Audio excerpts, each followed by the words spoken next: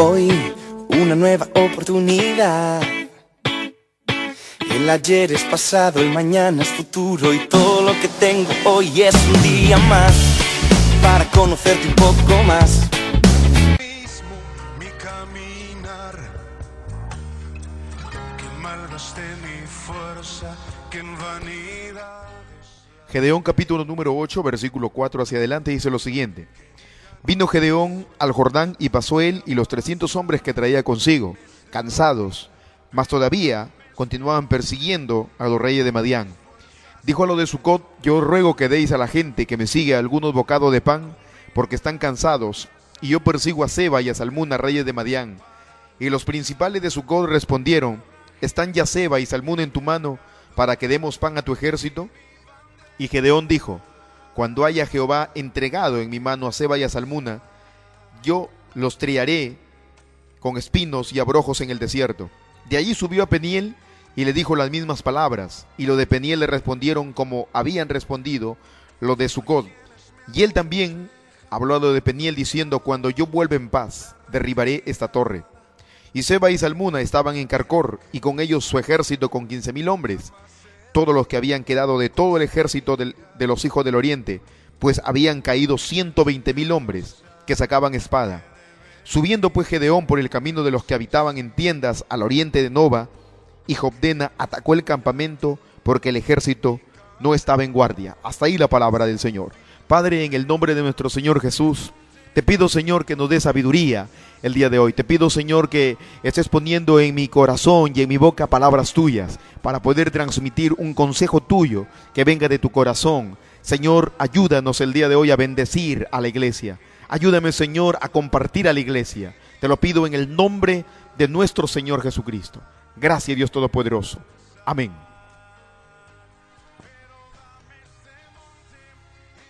Es increíble ver cómo el capítulo número 8 del libro de Jueces encierra verdades tan profundas, verdades que pueden llevarnos a encontrar aquellas falencias espirituales, valga la redundancia, en el mundo espiritual. Cómo podemos ver, cómo podemos encontrar e identificar aquellas fuerzas que han estado escondidas desde antaño, aquellas fuerzas que no siguen siendo otras sino que las mismas que atacaron en algún momento, por esa circunstancia de la vida, al mismo pueblo que alababa al mismo Señor que alabamos el día de hoy, cada uno de nosotros.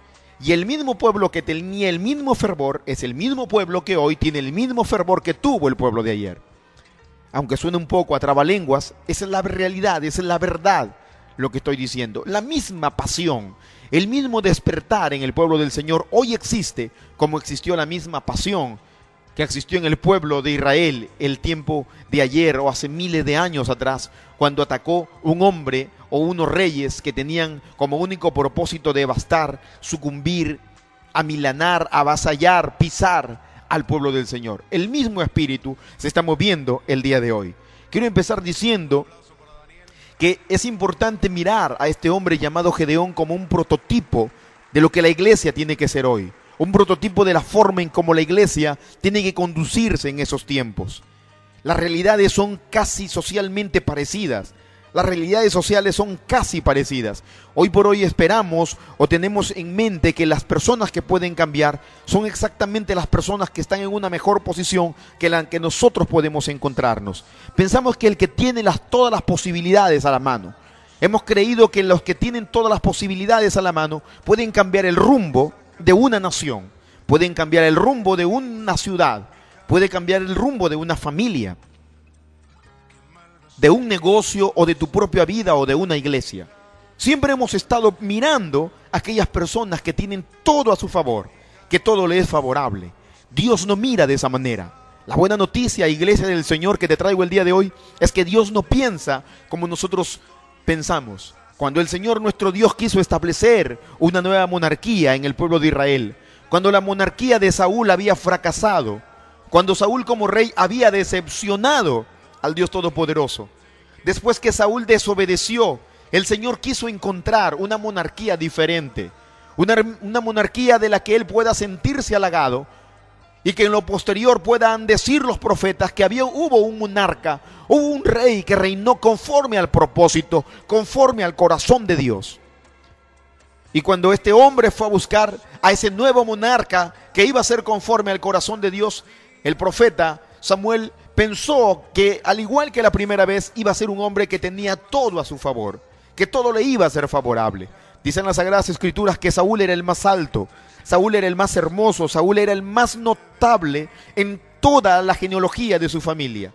No había otro como ese hombre, de manera que era el más alto, el más robusto, el que infundía temor, el que infundía respeto, aquel que tenía toda la pinta de un rey.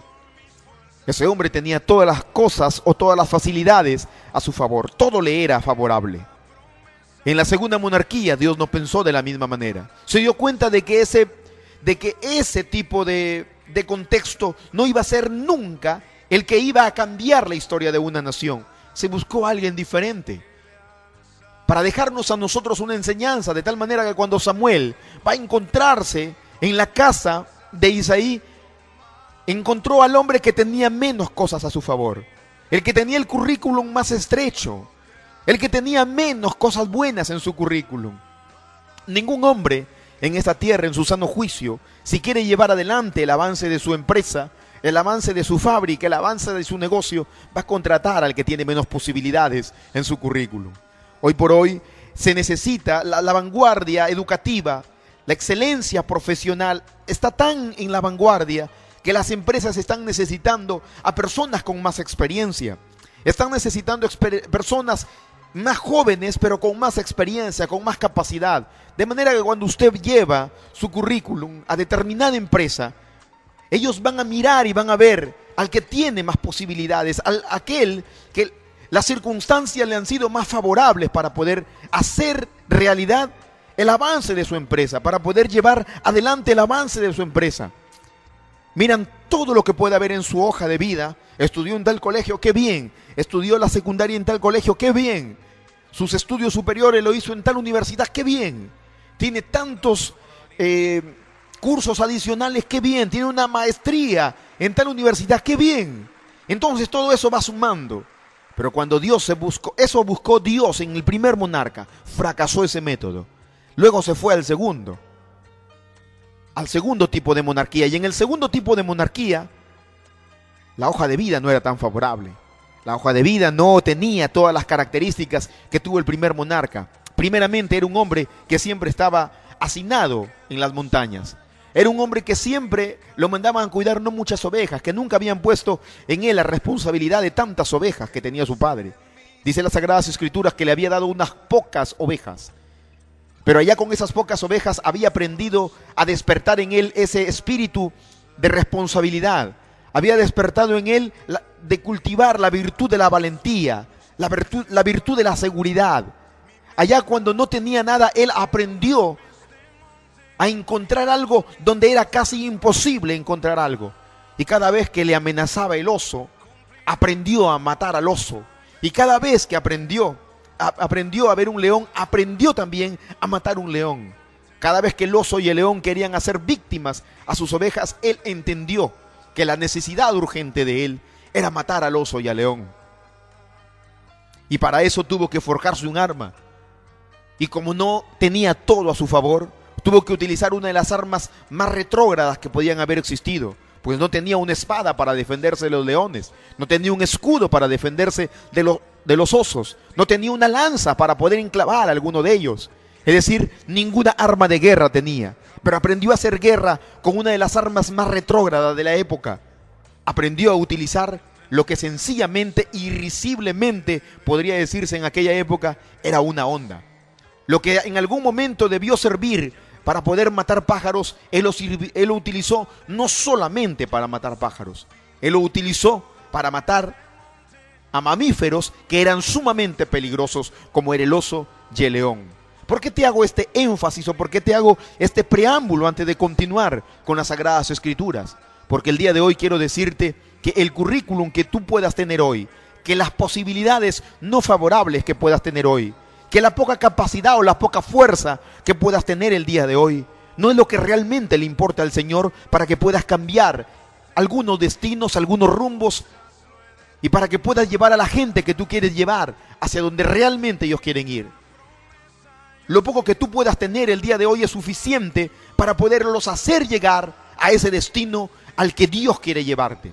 Porque hay un destino final a donde Dios quiere conducirte en esta vida, muy al margen del destino final, que es el reino de los cielos. El propósito de Dios también en esta tierra es que prospere tu alma, así que prosperes en toda área, así como prospera tu alma. El propósito del Señor no solamente es llevarnos al reino de los cielos, también es el primordial, es el básico, y no entra en discusión ni ponemos en tela de juicio que el propósito básico y fundamental de la iglesia es llevar a la gente al reino de los cielos. No estamos poniendo en tela de juicio en absoluto eso que dice las Sagradas Escrituras y que es una verdad bíblica. Pero también hay otras verdades bíblicas que Dios nos va a permitir desarrollar en esta tierra. Y llevar a la gente, y llevar a la familia, y llevar el negocio o la empresa que Dios nos dio a ese nivel final que Dios quiere que nosotros lo llevemos. Y para eso no necesitas necesariamente un buen currículum ataviado de muchas cosas y de muchas posibilidades. El día de hoy enfáticamente y categóricamente quiero decirte que cuando Dios quiere hacer algo, no necesita que todas las posibilidades estén a tu favor. No necesita que todo sea favorable para ti. Cuando Dios quiere hacer algo en tu vida, utilizará tu miseria, utilizará tu miseria y utilizará tu miseria. Muchas veces hemos creído que para poder salir adelante necesitamos tener todas las cosas que demanda aquello que nosotros nos hemos trazado. Basta con la intención, basta con la intención. Las Sagradas Escrituras dicen que para defender esas pocas ovejas, Dios tuvo que enseñarle a ese hombre utilizar lo único que tenía. No esperes tener todo para poder conseguir lo que tienes. Es suficiente con lo poco que tienes hoy para poder conseguir lo que quieres. Este hombre llamado Gedeón en algún momento miraba cómo los madianitas llegaban constantemente a tomar el trigo que no era de ellos.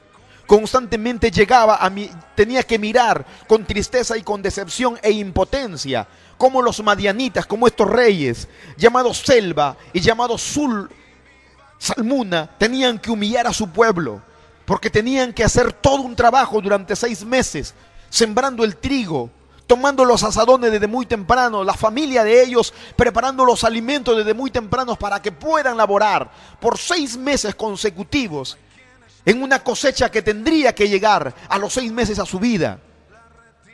Pero cada vez que iban a cosechar, los madianitas se enteraban, venían y arrasaban todo lo que podían arrasar y dejaban a Israel sometido en la miseria, sometido en el hambre, sometido al vejamen. Eran humillados, porque no poder defender lo tuyo te somete a una humillación, porque no poder defender lo tuyo crea en ti un espíritu de impotencia, te conviertes en un reprimido. Habían miles de israelitas reprimidos. Hoy por hoy la iglesia también vive en un espíritu reprimido. ¿Por qué? Porque nunca han logrado conseguir lo que han querido. Para nadie es agradable haberlo intentado una y otra vez y nunca haberlo conseguido. Eso hace de nosotros personas reprimidas. Cada vez que hemos querido tener una excelente familia no lo hemos podido. Y en nosotros hay ese espíritu que existió en el pueblo de Israel, ese espíritu de impotencia, porque no lo conseguiste. Te conviertes en un reprimido o reprimida porque no le conseguiste. Él casi te hace esclavo de la impotencia, de la inseguridad. Él casi te hace esclavo de muchas cosas.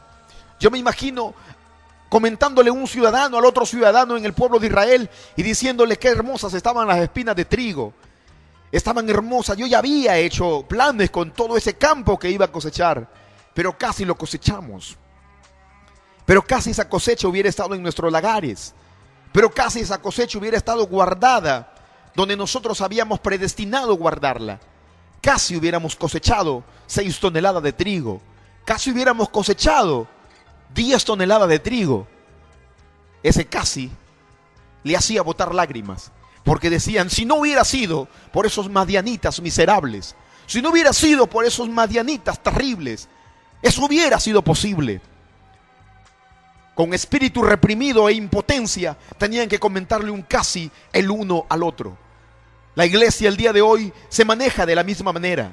Estamos orando a Dios por un avivamiento, Pero nunca vamos a permitirle a Satanás ni a todas sus fuerzas satánicas que un casi nos detenga, que un casi nos limite, que un casi nos reprima, que un casi nos vuelva en personas impotentes, que tengamos que ver cómo el avivamiento está en otras ciudades y no puede venir a nuestra ciudad. El día de hoy tenemos que defender una generación. Quiero motivar el espíritu de la iglesia. Quiero despertar el espíritu de la iglesia para que tenga hambre en defender la historia de una generación. Gedeón no se preocupó por la generación malvenida en la que él había vivido. Gedeón no se preocupó en vivir por esa generación que ya había visto tanta reprensión de parte de Dios al permitir que reyes de Madián los sometan, los humillen y los conviertan en personas reprimidas e impotentes. A ellos no le importó tanto eso. Él dijo: yo voy a cambiar la historia por la próxima generación. Yo voy a cambiar la historia por los próximos que vienen. Porque viene una generación que debe entender que Dios es real, que Dios cambia, que Dios transforma y que Dios es capaz de hacer las cosas diferentes.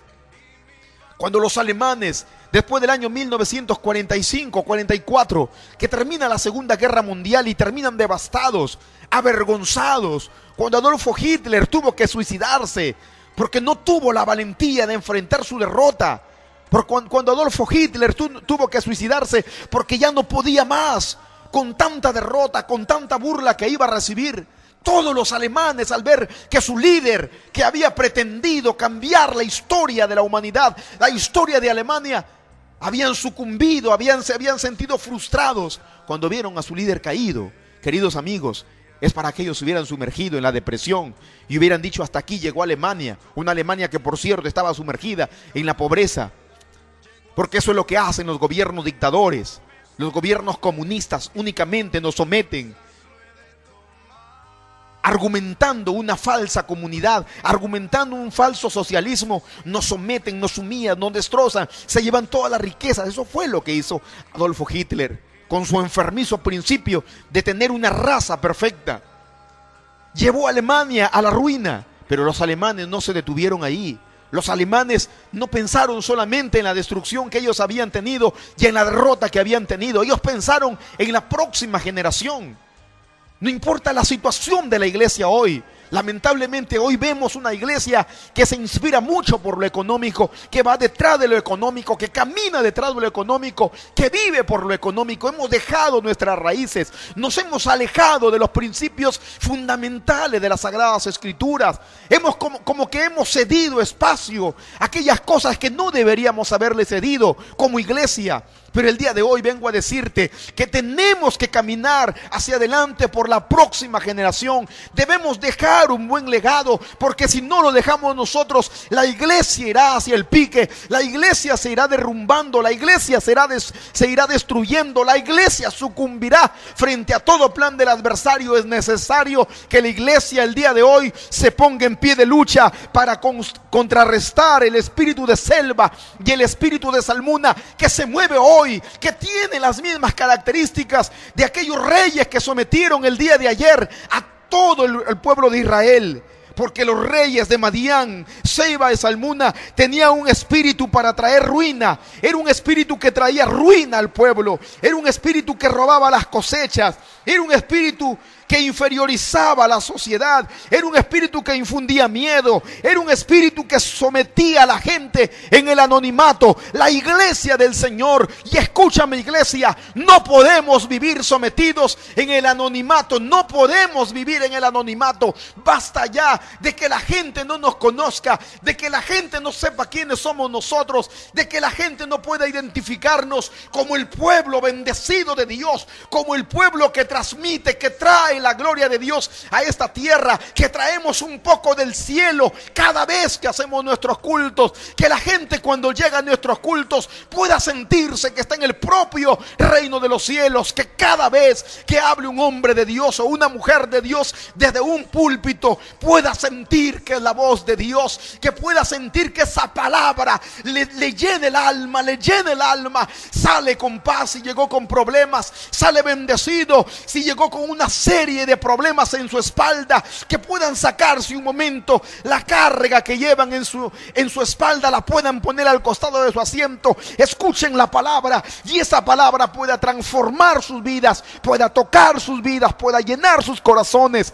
Y aunque al salir nuevamente tengan que tomar sus cargas y continuar, salgan llenos del corazón. La iglesia debe preocuparse por la próxima generación.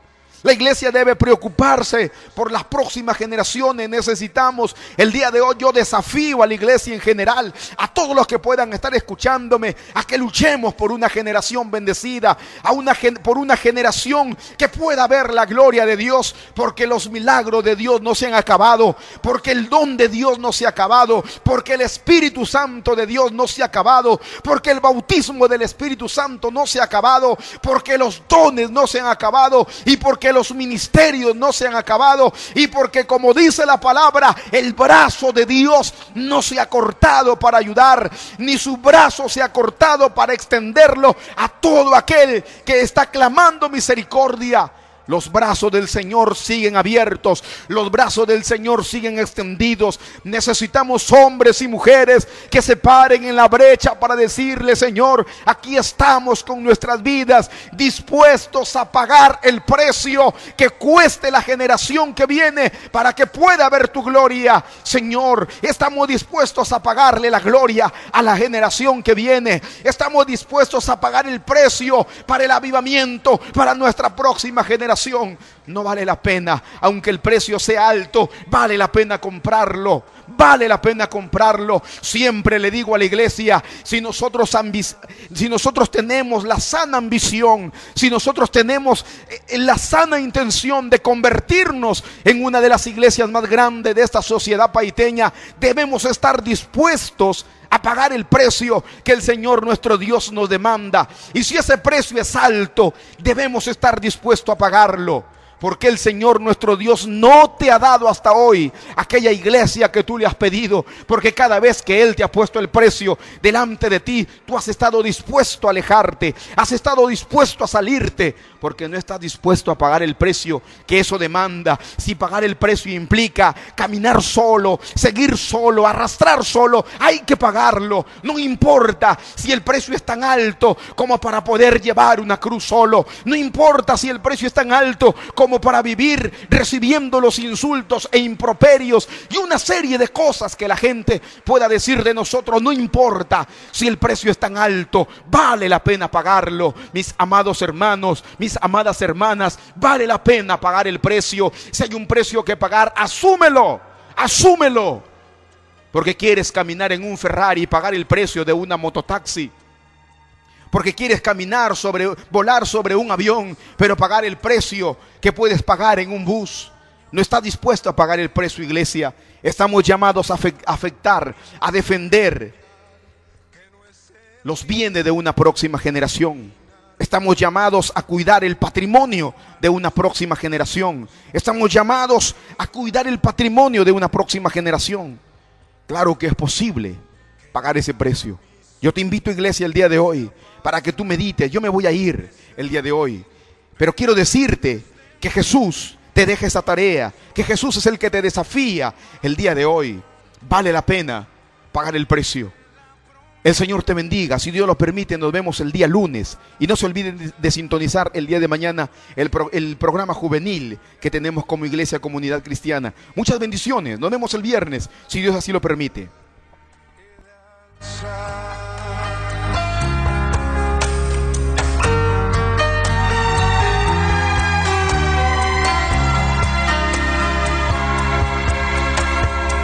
Hay quienes me aconsejan que toque ahora la retirada.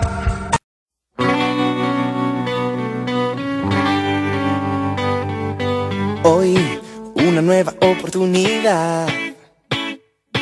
El ayer es pasado, el mañana es futuro y todo lo que tengo hoy es un día más para